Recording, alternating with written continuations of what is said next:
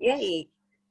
Hello, everybody. Hello, and welcome to Vocal Code Conversations with me, Sharleen, the Vocal Alchemist. I have an amazing guest here today, and I'm so honored that she has agreed to have this chat with me about her amazing journey. But before I introduce her, I'm going to introduce myself. I am the Vocal Alchemist, as I mentioned, and I help people, public speakers, as well as recording artists and singers of all kinds, to become attuned and really have the agility, the stamina, the confidence. I help public speakers with magnetism and authenticity and vulnerability so that you can actually get on stage and get standing ovations. You can get on stage and feel euphoria and bliss, all that good stuff. As a vocal alchemist, I am attuned to hear the energetic frequencies of people's speaking voices, and they manifest in my hearing as characteristics and belief systems. So what I do with my clients is I actually help them to become aligned with those belief systems and with those characteristics that actually help them to create their vision. You can find me on myvocaltherapy.com. You can also get at me on the socials, Instagram, Sharleen, the Vocal Alchemist. Same as Facebook, Sharleen, the Vocal Alchemist. And if you are on YouTube, now is the time to subscribe and hit the bell so that you get all the notifications of all the lovely, juicy, yummy conversations that I am having. This is Vocal Code Conversations, and I am here with the amazing Kelli-Leigh. Hi, Sharleen, how are you doing? I'm great. I'm just so happy to have Kelli-Leigh with us today. She is one of the most consistent vocalists that I know. Her voice has been on so many different hits. Hits like I Got You. There's so many hits that she's been on. She's an amazing singer-songwriter, artist, and we're going to talk to her about her journey. I really want to get to know her relationship with her voice. With her permission, I'd love to read her vocal code. Yeah, please do. Yes, thank you for being here and welcome. Thank you so much for having me. It's so nice. It's so nice to do this together as well. Yeah, so nice. I just want to kind of start at the beginning, really. Mm-hmm. Because the way we met is not the beginning. Yes. The way that we met, so for the viewers out there, the way that Kelly and I met was on the Adele gig. This is back in 2011. Mm-hmm. And I know from there that you wanted to be an artist and you were doing the gig and doing an amazing job. And a few years after that, you transitioned out of BV land, background vocal land, into artistry. But what I really want to know is, have you always had that spark of a relationship with your voice, meaning that you knew that when you sung, it would impact many people? Wow. No, not really. I mean, cliche, I sung since I was a child. It was my form of joy, my form of escapism. I just would spend hours listening to Prince and New Power Generation, Whitney Houston, Eternal, Skunk Anansie. My mum always used to play Maxi Priest, and that was where I found a lot of joy, because I grew up kind of a working class, lower class background, didn't have a lot of money in the house, so a lot of entertainment came from music or playing games, or and that was where I just found most of my joy. And I kind of knew that I had something that I could sing because of the way it made me feel. And I would do like things at school. I was actually quite badly bullied growing up, a lot. I didn't really fit in with certain people or whatever. I think that's like probably a topic for another day, but being mixed raced, That was also at the time when I was growing up, 80s, 90s, you know, you don't always fit into a certain group. And my mum was never stereotypical of anything. My mum was just my mum, and kind of never put, you know, race into my brain really. And she just encouraged me musically. So I kind of found when I sang, that was one of the few places that I wasn't really bullied. And that was my kind of safety zone. And that was where people that would bully me would actually show some kind of level of appreciation. So I think it also became my my defense, my barrier. And I just, yeah, I would just sing continuously, and just because that's where I got most of my joy from. I suppose my relationship with my voice has been interesting, because I suppose as we get older and we connect with it more, we realize how it's such an emotional instrument, that you deliver your best singing when you feel the most relaxed and confident. And a lot of what actually held me back in terms of my performance is the fear that I would give myself, because I knew that I was good at singing and that became my kind of comfort zone and my safety net.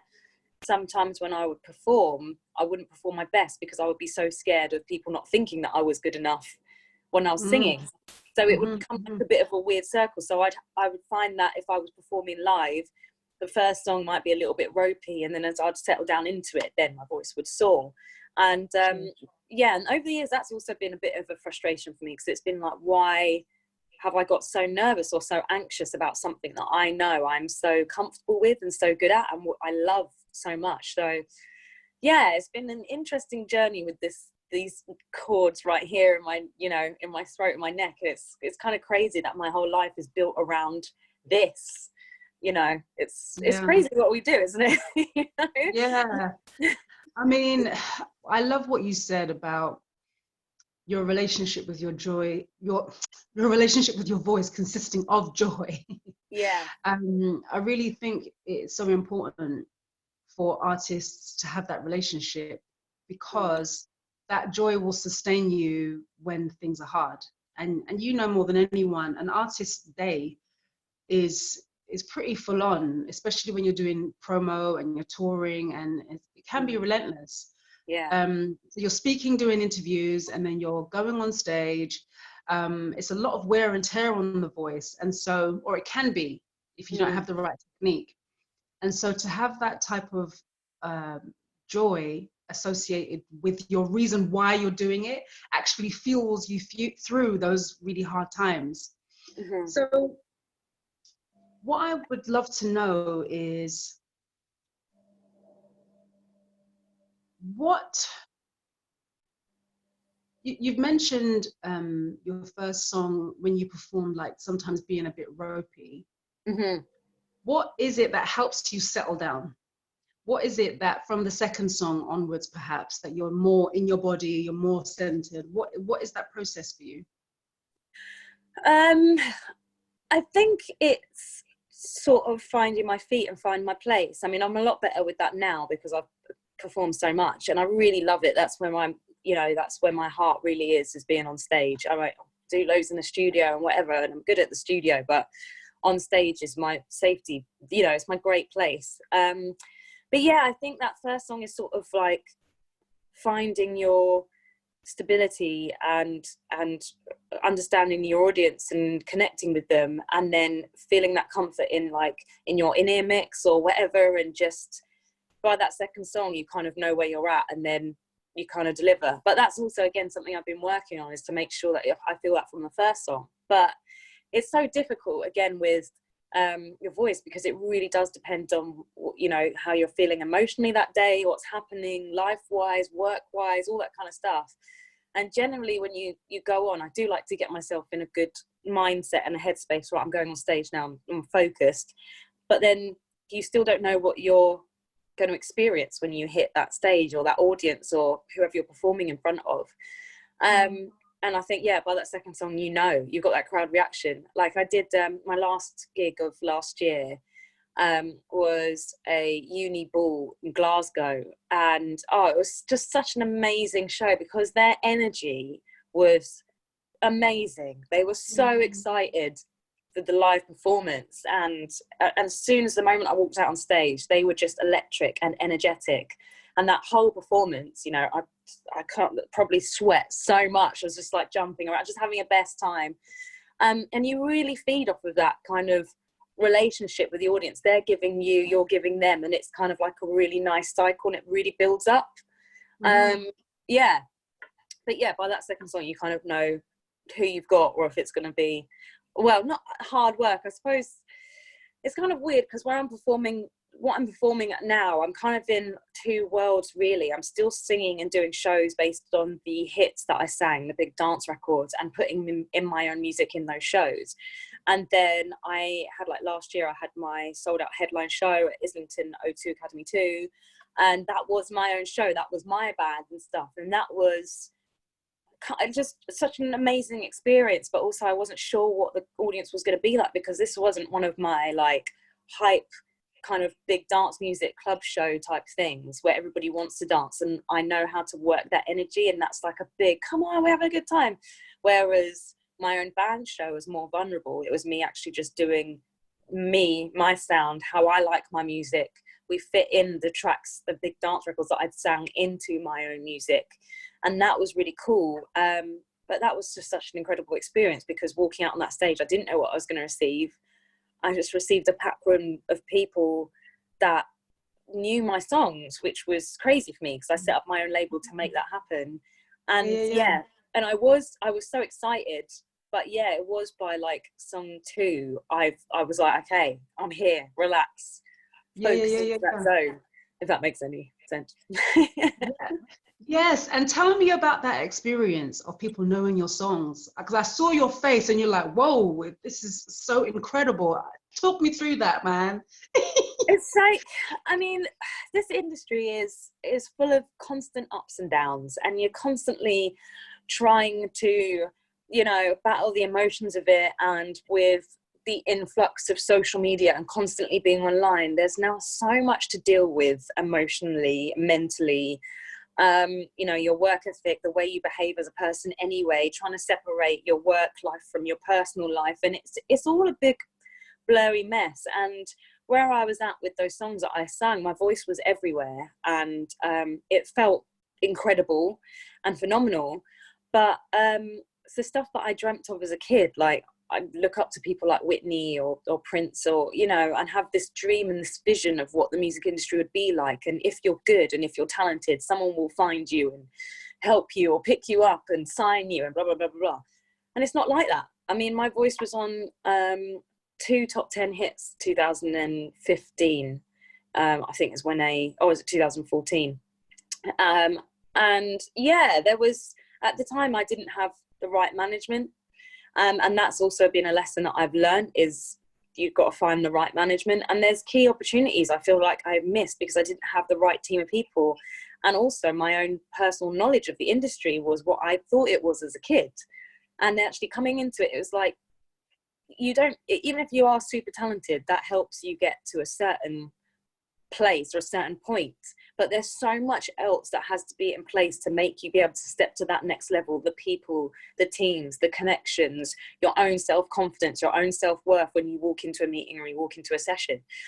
And so, you know, I sang More Than Friends, which went top 10 with James Hype. That was the remake Wrong Vows, Don't Let Go, and that was 2017, and that still did really well throughout 2018.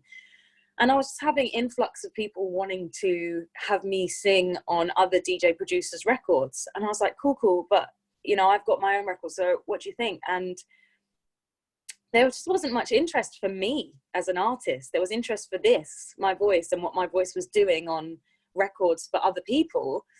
But there wasn't enough interest for me. And that was eye-opening and deeply frustrating. And seeing the artists that I'd sung for going off to do really big things and playing all these big shows and getting paid all this money, pressing play on a record that I sang. Obviously they produced, but I sang. Yeah, it was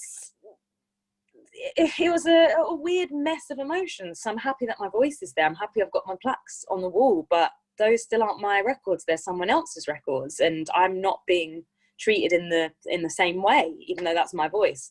So I set up my label, and to have my songs come out and have the reaction that would sell out a show, to have people there singing my lyrics, I kind of feel like that show was amazing, but I wasn't fully there because I was a little bit overwhelmed, to be honest, just sort of taking it in. And because I've been busting my backside, all the records with my label, it's all my own money. That's my royalties from the songs that I've sang, that I've put back in. I'm not got any money from anyone else. It's all me. So, you know, the financial implication and investment into that is serious. You know, I could have been more sensible with it maybe and tried to look at getting a house or whatever. And it's like, no, I believe in myself. And that, it just felt like absolute validation. And you kind of get told as well, and what you try and learn is that you shouldn't seek validation from anyone else. You should be so centered within yourself that you create for you and you put out for you. And if people love it, then great. If people hate it, then whatever. And yes, that is a certain mindset. But when you put something out that is you and you've worked painstakingly for, and you see people giving that back to you, saying they love it and singing it, it does feel like a validation that you cannot comprehend, and it makes it all feel worthwhile. It makes those nights where I've literally cried my eyes out and said, I literally can't do this anymore, I'm exhausted, to then go on stage and have those people singing it back, going, okay, it was worth this journey, of what I've put my voice through and of what I've put myself through, really. Yeah. I mean, what I really hear from what you're saying is that appreciation fills you up. Yeah. And when you've got an audience that not only bought tickets to your show, because people can buy tickets to your show and just be talking, like, seriously. Yeah. Right? But they bought tickets to your show, they were attentive, and they're singing back the lyrics, so they know the stuff. That's just a great form of appreciation, and it does fill us up. Yeah. You know, as women and men, all genders, we all love appreciation. Yeah, totally. And you know what I always coach my clients on when it comes to navigating the music industry is about really creating an internal environment where, because we all have an internal environment, right? Yeah. We can fill it with doubt, worry, anxiety, depression, or we can fill it with joy, bliss, ecstasy, orgasms, right? Yeah. And my thing is that we can cultivate such an environment that serves us within, that it's actually very hard to get moved out of it. But it means practicing certain things every day. And I know for myself, meditation has become a non-negotiable for me. Right. But also things like only talking about the things that bring me pleasure. Like talking to a friend of mine the other day, and I was saying, I have no stories to tell. There is no negative stories. There is no drama, because I focus on what I like. Because as a creator, especially as vocalists, as singers, as speakers, you know that when you sing, you can create something out of nothing. Yeah. There was no song, you sung it, and then now there's a song. So that means that as creators, our voices mean so much. Yeah. And I'm very conscious about what it is that I am creating in regards to what I speak about, to help me cultivate that within. And I really do say that to my clients all the time, and it's so important, because what I want to know is how has your relationship with your voice within the writing arena developed? I know for me, I started off really shy and would have ideas but not say it, and now I'm just like, well, this is what it is. Yeah. So I want to know from you, like, what has your relationship been like in the studio, especially with maybe other writers who are more experienced than yourself? I want to know about that journey. I absolutely love collaborating, and the last year was my biggest writing year ever. I signed my publishing deal with Ultra Records, which was really cool. Thank you. Yeah, they're really cool. I really love the Ultra team. So last year was crazy because I did so many writing camps. I was in Copenhagen, Berlin, Sweden. It was full on. Romania, did a writing camp in Dracula's Castle in Romania, and all sessions Oh, were 10 wow. 6 a.m. Yeah, that was intense. Amsterdam, LA, and so that was an amazing year, because you learn yourself as a writer. Writing, just like your voice, is exercising, basically. The more you sing and find your space and use your voice, the better you get. The same with writing. And I absolutely love collaborating. I love bouncing ideas off of other people, especially when you work with someone great that you just connect with, because I've written some great songs that I absolutely loved last year, stuff for me that's going to come out this year, stuff for other people, more dance records that I'm going to feature on. So that's been really good. And I suppose my relationship with that has been, again, it's all about confidence and knowing yourself and having poise in a session and a situation.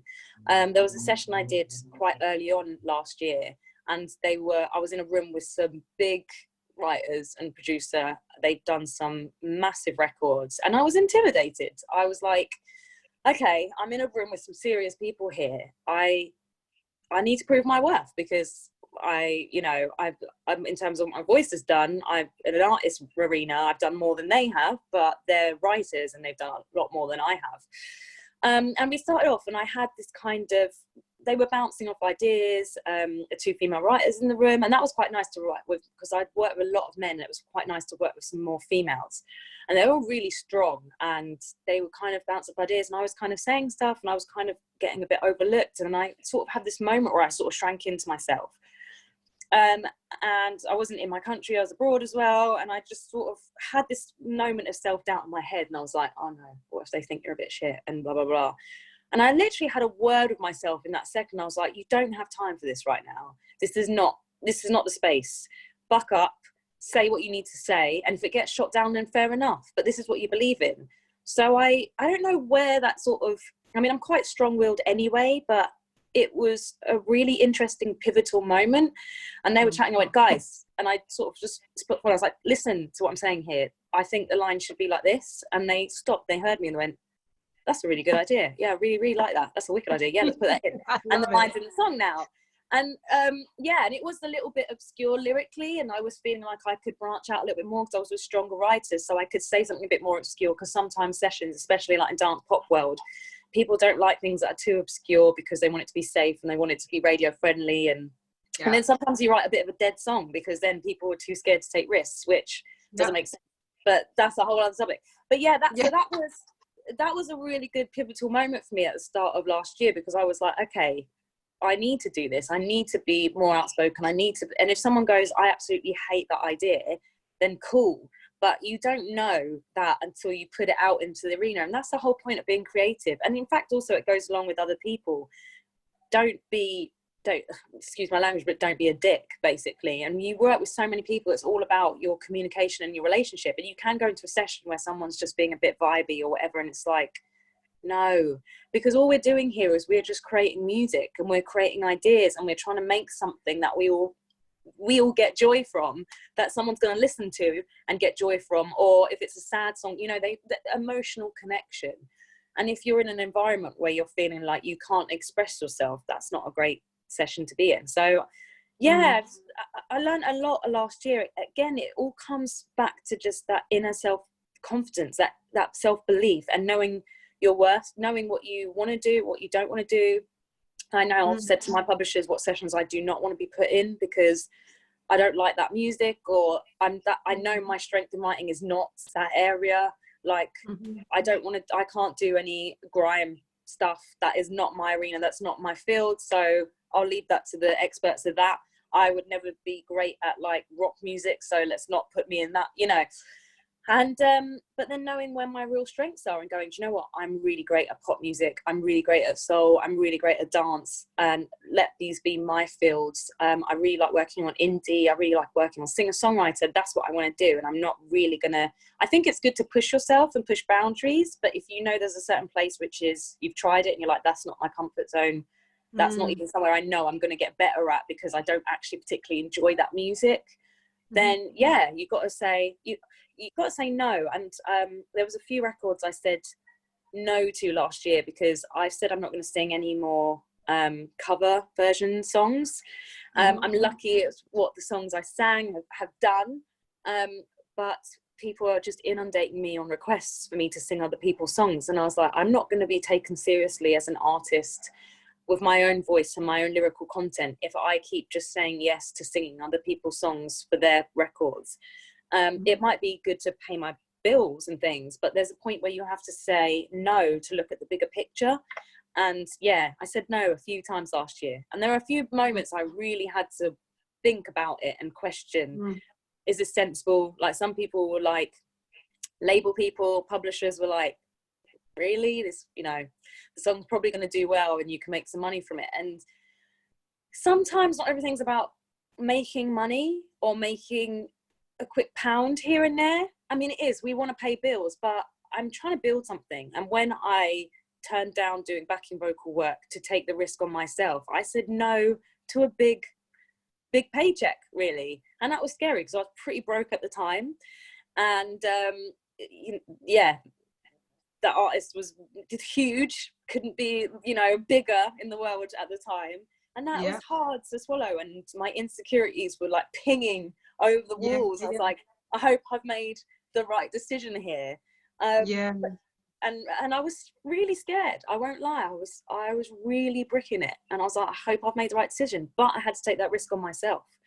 And now I'm here with a publishing deal. Some of the songs that I wrote that year, one song in particular, Low Steppers Running, I wrote with my friend Rob Harvey. And that's done nearly 30 million streams.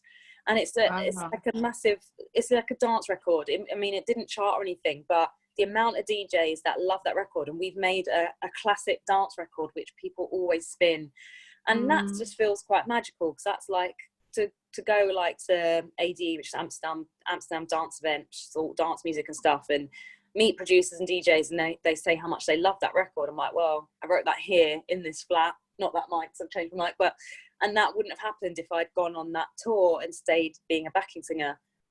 So yeah. You know, I'm listening to you, and what I always say to my guests, I'm listening and then I am listening.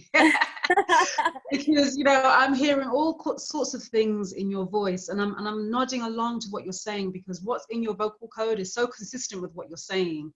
The first thing that really struck me about your speaking voice is, so just to explain to people who don't know what this is, I'm about to read Kelli's vocal code.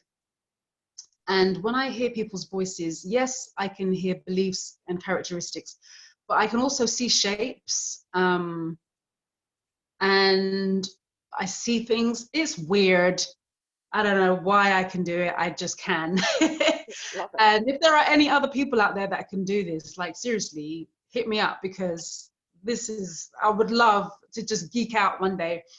But when your particular vocal code, I can see building blocks, and it means that you are a very much an action-taking kind of woman. You don't really rest on pipe dreams or fantasies. You're about taking action, and the people in your team, they have to match you or they're gone. That's just the way it is. You have a very low tolerance for people who just talk. The other thing about your voice is that you seem, once you've made a decision, that's it. Yeah, I'm terrible at that. Yeah, classic Taurus. Well, it can serve you and it cannot serve you. It depends. Yeah, it's true. Right? The way that you have been building and the things that you've been saying about the decisions that you've made, you made a decision not to be a backing singer anymore, even though the opportunity was staring you in your face, and your reality at that time suggested that you take the opportunity, right? And then, so it's like your journey has been about building from level to level to level. So you went from being backing vocalist to doing cover type hits, and then, like you said, being inundated with that type of request, then saying no to that, and then opening, you know, doing your own label, and then, you know, having these amazing shows where you're headlining and people know your songs. With your type of vocal code, with your type of belief system, the sky is not even the limit for you. The other thing in your vocal code is that, if you would permit me to go a little deeper. Yeah, please. Sometimes you may take things personally if things don't go your way, and you may internalize failure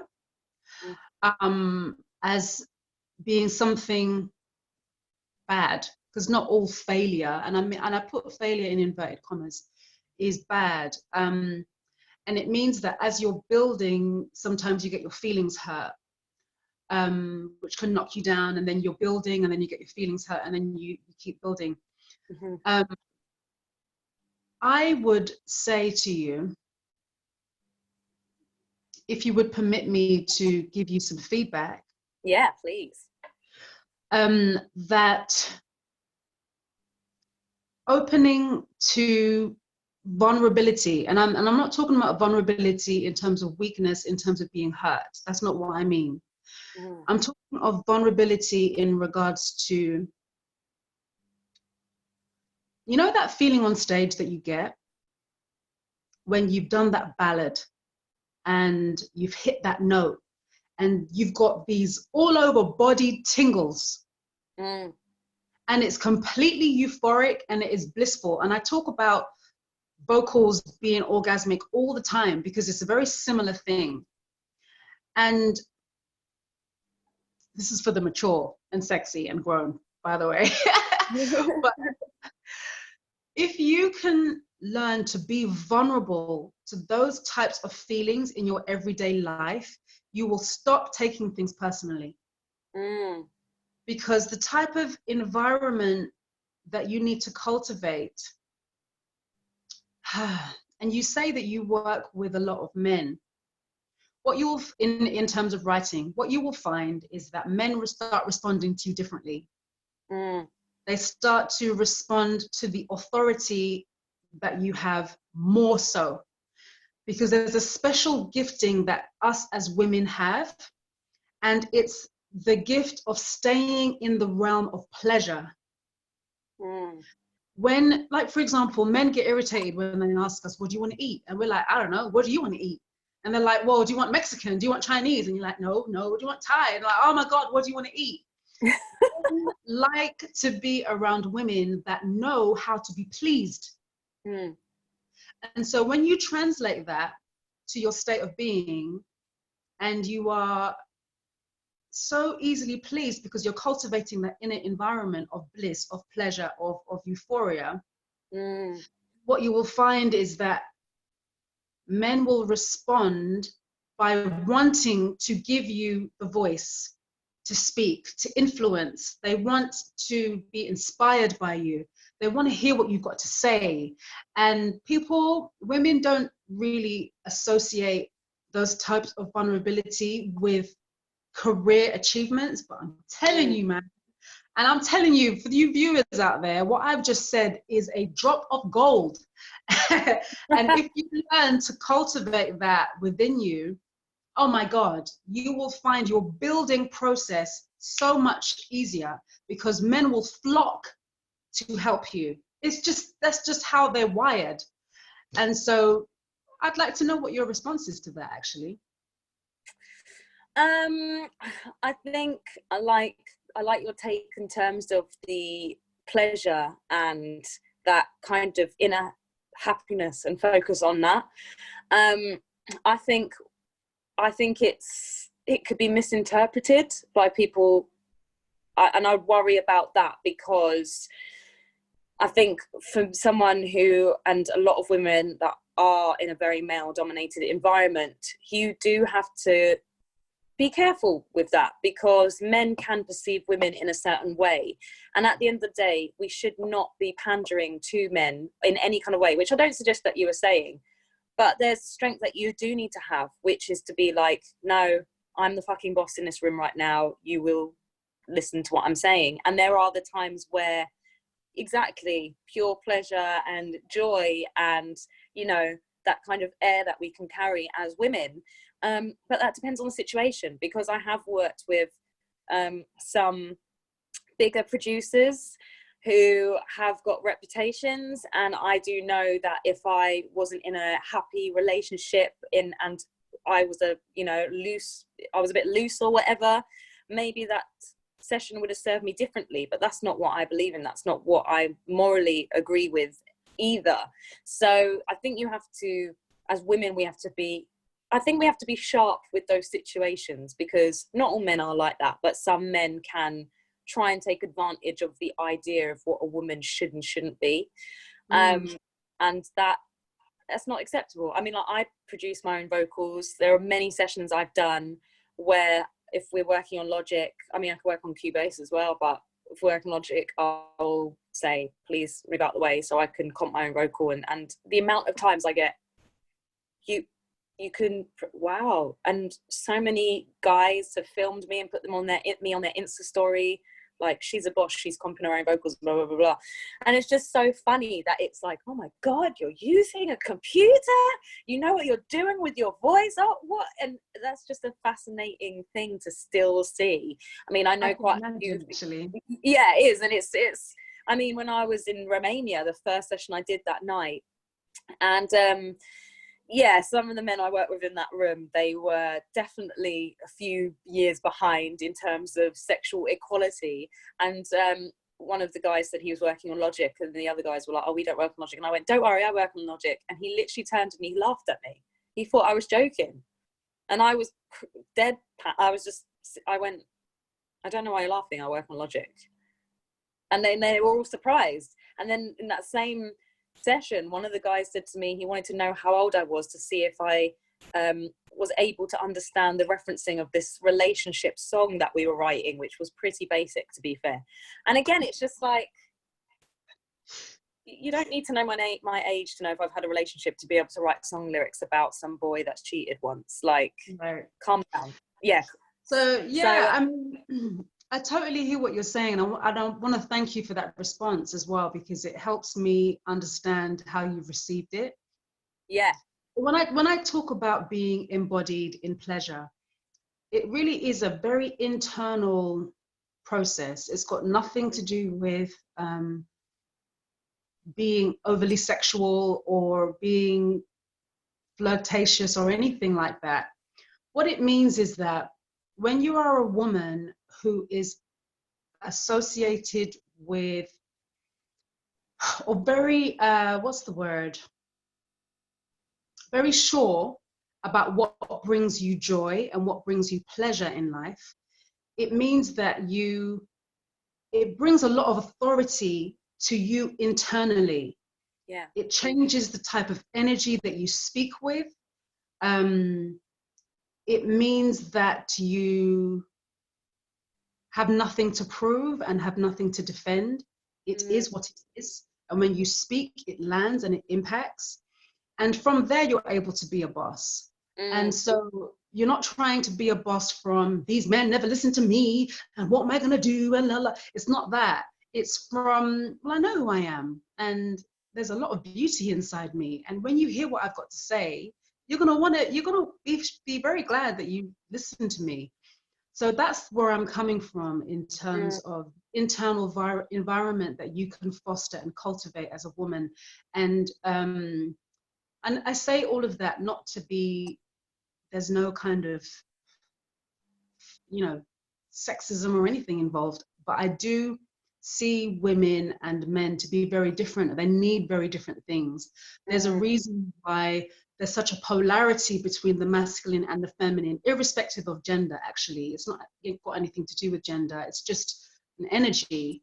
And when those two things spark and meet in the middle, there's such a creative process that happens. Yeah. And so there is such a model for a way of being for men in the music industry. You grind and you hustle and you strive and you do this and you do that. But when women do the same thing, what I have found is they get depleted more, they get adrenalized more, and so their adrenal glands suffer more. So there's a different approach for us, and I think that the approach is rooted in pleasure. So that's where I was coming from. I hope that's more clear. Yeah, that's really cool. It's very interesting. Well, I've got a session later, so I'm going to test out your theories. But I really like that. I mean, what does strike me is I got to a place last year, I was feeling pretty exhausted and I was feeling pretty low, and I was feeling quite frustrated from that, the hustle, the grind, doing a lot myself. Went through some difficult stuff again last year. And it was just, and I knew it as well. And in terms of that energy, that putting out, some of the sessions I went into, I could feel that my energy wasn't great because I internally wasn't great, and I was frustrated and I was tired and I was agitated, and trying to go into a session and, you know, put on that good face and it's cool, and actually just feeling like I feel like absolute shit right now. And it's so true, that kind of, I do believe in that energy and that process, and actually maybe the music that was created in those sessions wasn't as good as it could have been because of that inner feeling and what was going on. And you're right, and I've gone into sessions feeling joy and feeling like I'm glowing. Something more special has come out of it. But yeah, it's very interesting. I really like what you're saying. And I'm sort of thinking and referencing to stuff I've done. Right.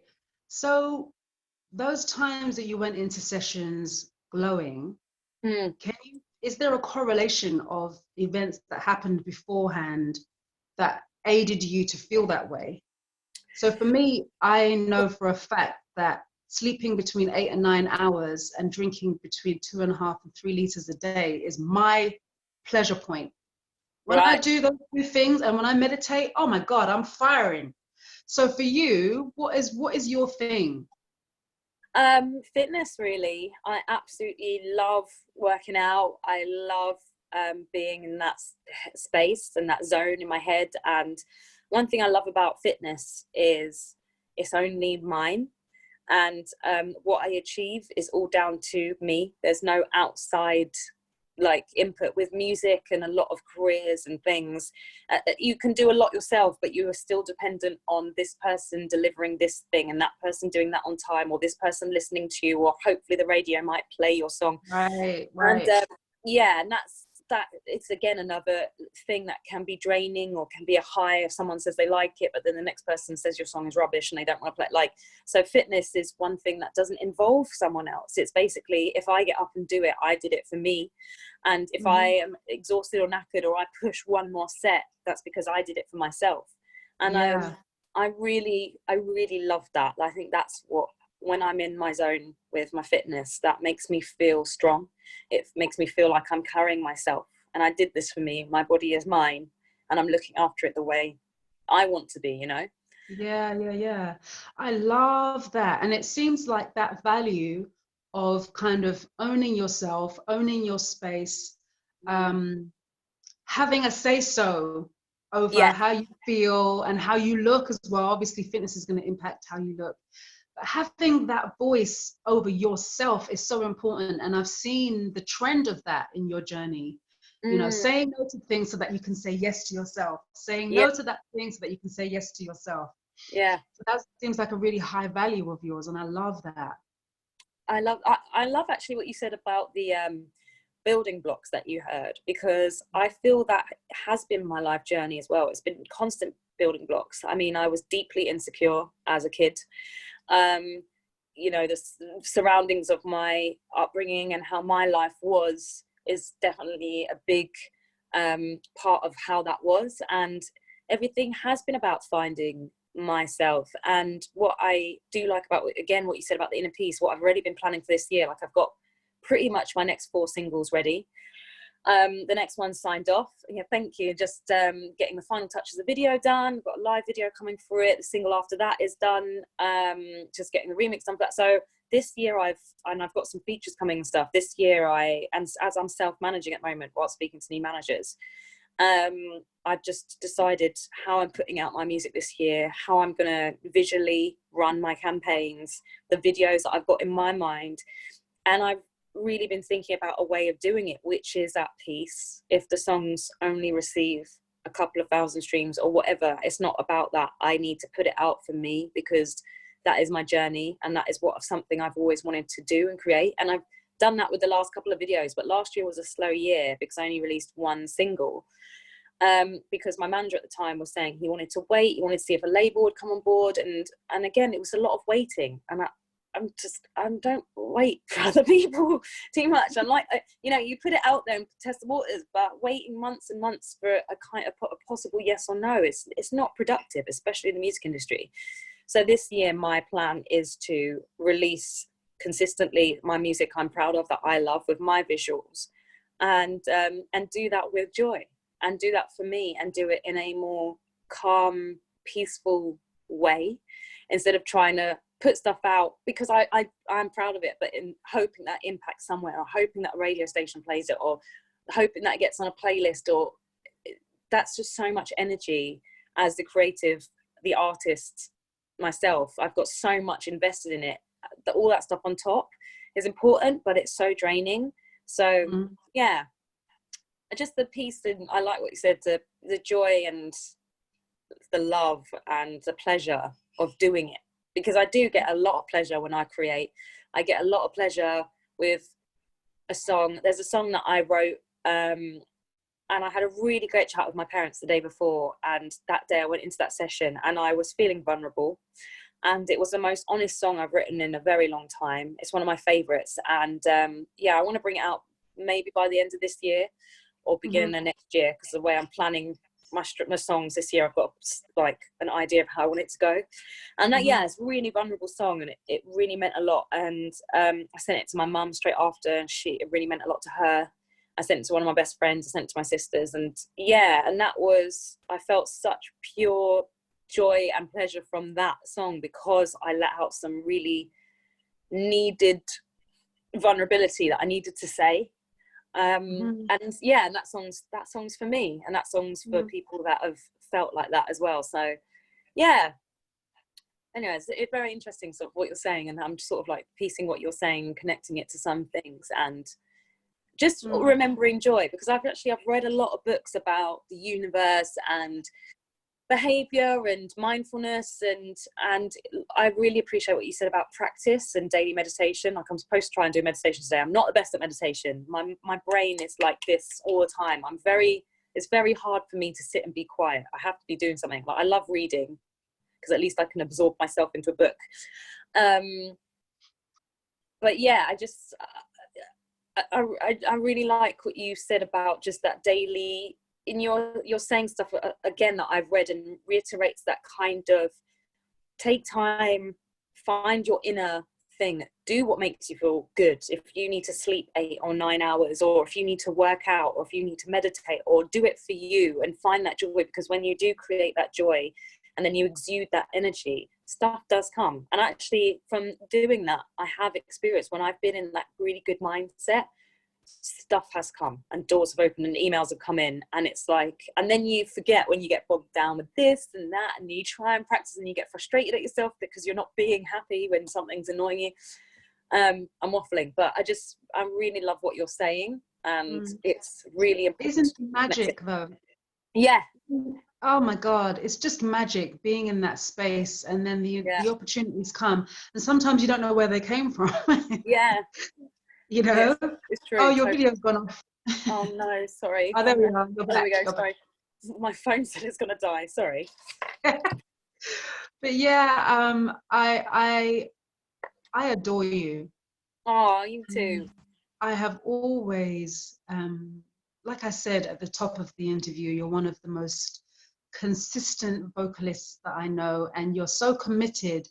I remember, I think the first time I heard you live solo, you were doing a cover of a song, and it had quite a complicated riff in it. Right.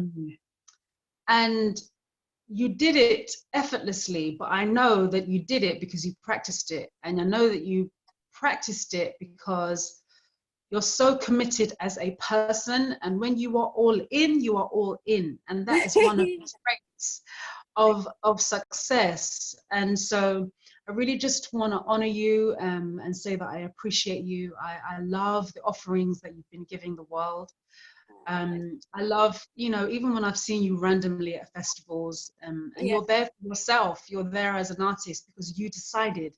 And I love you, and I wish you everything, everything, all open doors from here on out. And I'm just so pleased. Thank you very much. Well, I'm really proud of you too, because you did the same thing. You set up, you chose your path, and you said, this is what brings me joy. And you did the same. You turned down things that you were like, this isn't right for me. This doesn't feel good for my energy. This is the path and this is what I love. And you found your space and created your own thing.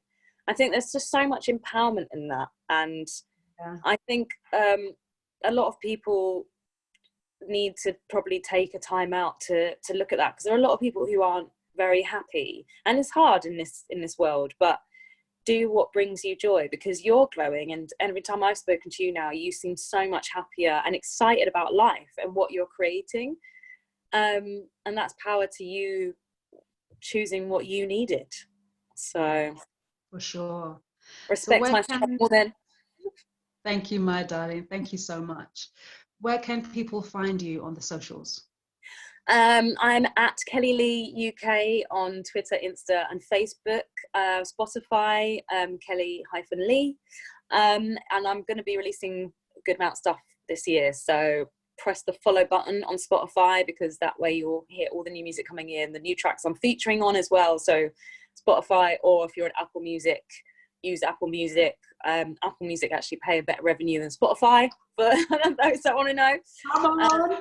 Yeah. Clicks for that. But yeah, no, so yeah, you can find me there, find me online, and I'm excited. The first single will drop end of February for this year, and I'm going to be consistent following that. So yeah, I'm excited, going into the year with joy and pleasure. Yeah, all of that good stuff. Well, thank you so much for having this vocal code conversation with me. Thank you for being open. Thank you for allowing me to read your voice. It's been a pleasure having you. And viewers out there, please follow Kelli-Leigh on all platforms, on Spotify. Just stream the ting, download the ting. Stream the ting. The videos on YouTube, check them out. I directed some of those as well, so yeah, edited them as well. So blood, sweat and tears. All right, well, stay on the line, Kelli. I'm just going to stop the record button, but viewers, you can follow me on all the socials that I've mentioned, Sharleen, the Vocal Alchemist. I'm mainly on Facebook and Instagram, and you can hit the subscribe button on YouTube and click the bell. And I love you.